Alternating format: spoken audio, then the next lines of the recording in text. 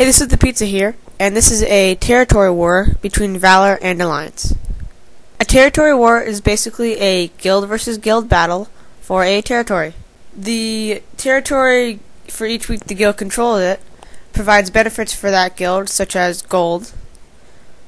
So right now, the attacking guild, Alliance, we are the defending guild, is scouting our area. You can see them coming off of the hills right there. Just as a little side note, if you like this video, please visit my blog. The site name is down at the bottom of the screen. So right now we have two parties defending each gate to our castle, which is our base. There are 3 gates, so do the math and we have 6 parties. The gates are gates 1, gate 2, and gate 3. Gate 1, which is the gate we are defending, is the one to the right if you were from inside the castle. Gate 2 is the gate on the middle, and gate 3 is the gate on the left. So they scouted for about the first 30 minutes of this battle. The time limit for the battle is 3 hours. After 3 hours, if the attacking guild still has not captured the defending guild's castle, the defending guild automatically wins.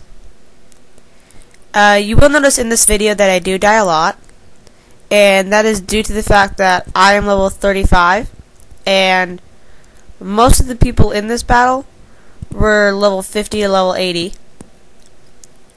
And so as you can see, they're starting to retreat into the hills back there. So they're almost done scouting, trying to find a weak spot if there is one. Right now, we're supposed to stay close to the gate so that we're within range of our arrow towers, which I'm not sure if you can see them from the camera angles, but they're the wooden towers you may see in some short instances right there.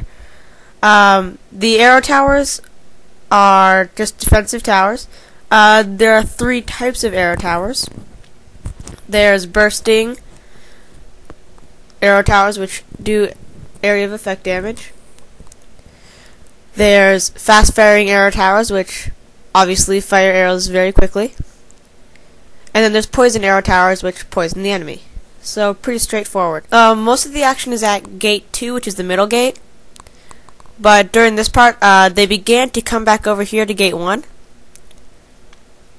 As you can see, the people up on the hills, you can see a lot of them coming from the left side of the screen. Right there you can see a guy jumping over the side of the walls. There is only a few ways to get past the defenses, and one of them is to jump over the wall by jumping on the rocks and then jumping off the rocks. So right now, they began to get larger and larger forces over here, so we called for some reinforcements. To coordinate our guild's efforts, we used Ventrilo Chat, which is a voice chat service. It's commonly called Vent. It is downloadable for free, just in case you want to know. So here I skipped ahead again. They actually did get through the defenses at this point. And if you notice that little blue ring under me while I respawned, that blue ring right there, that means I have Seal on me. Seal means that I cannot cast any skill for 30 seconds after I respawn. So that's why it goes away pretty quickly. So after they got through the gate, we start to push them back a little. You can see more guys jumping over. And those guys that jumped over actually came around the back and tried to attack us from the back. Luckily, we were given a warning on it, and we're able to fend them off right here. That guy that looked like a panda right there, his name was I Am Nobita, and he caused quite a lot of trouble for us. He was pulling catapults, like the one you saw me just attacking there. The catapults are used for attacking arrow towers. 1 catapult is almost useless against an arrow tower. 2 catapults is pretty much minimum requirements. And 3 catapults is recommended. You can have, I'm fairly certain, up to 4 catapults. And 4 catapults will give you a pretty good chance of knocking out an arrow tower. So right now we're starting to push them back. You can see all those stone creatures in the background. Well, right now there's one in the foreground. But all those stone creatures are the werefox's pets. Only werefoxes can have pets.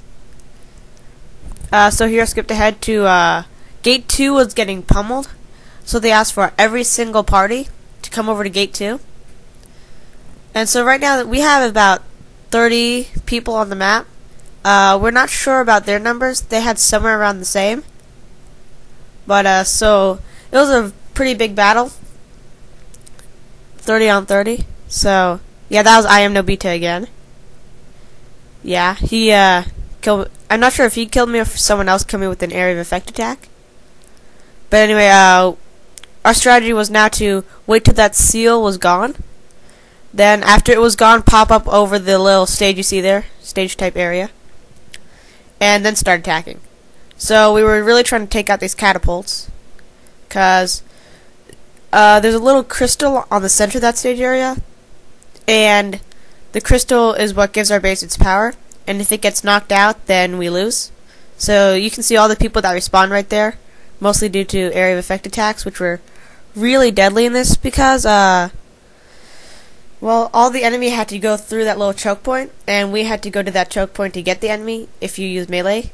So, and also a lot of people crowded up near the central control building. So they used some pretty devastating area of effect attacks. Right now, we have adopted a new strategy of basically just staying back until they come to the gate right there. And once they're at that gate, we'll hit them with a bunch of area of effect spells.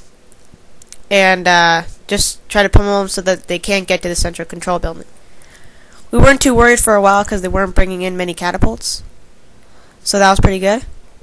Also, by the end of this match, we figured out that bursting towers, which were the ones with the area of effect attack, were the most effective ones. So we're probably going to use a lot of those next time. So right now you can just see us, it was more the same for most of the match, where they come in, they make a push, we fight them off.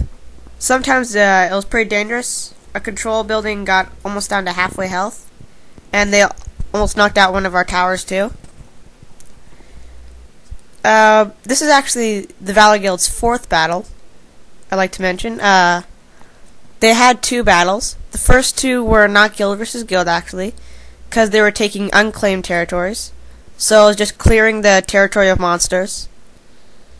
Then the last one was Valor versus Freedom. We defended against Freedom, and it's the same territory, Orchard Serene Valley. So this territory has come under attack twice, and this is the second attack on it. So yeah, there's a little crystal right there. I was just asking for a heal and maybe some vigor. I can't remember. Because if I have 100 points of vigor, which you get 5 points for every time you hit someone, and there are a few skills which can increase your vigor. Once you have 100 points of vigor, you get 1 point of fury. Fury is used to use better skills, which my favorite at this point in the game is Firestorm Wielder, which level 2 shoots out a jet of fire for 8.8 meters straight ahead of you, and deals somewhere around 800 points of damage. Okay, so right now the time is really starting to run out. So they're getting pretty desperate, making a lot of really hard pushes trying to get our crystal down to low health. And we are trying to keep pushing them back. It did get pretty difficult at some points, where we weren't sure if we were going to be able to push them back out of the gate. And as you can see, I just lost 2 of those potions on my skill bars on the right side of the screen. The bottom skill bar I used for my potions, and I just used up all my health potions. The only ones I have left right now are mana potions, and I stocked up on potions before this battle. So right now it is the end of the battle. We pushed back their few final attempts to break into our castle, and since we defended our crystal for the full 3 hours of the battle, we claimed victory. To get the most up-to-date information on my videos, you can subscribe to my YouTube channel. Thanks for watching.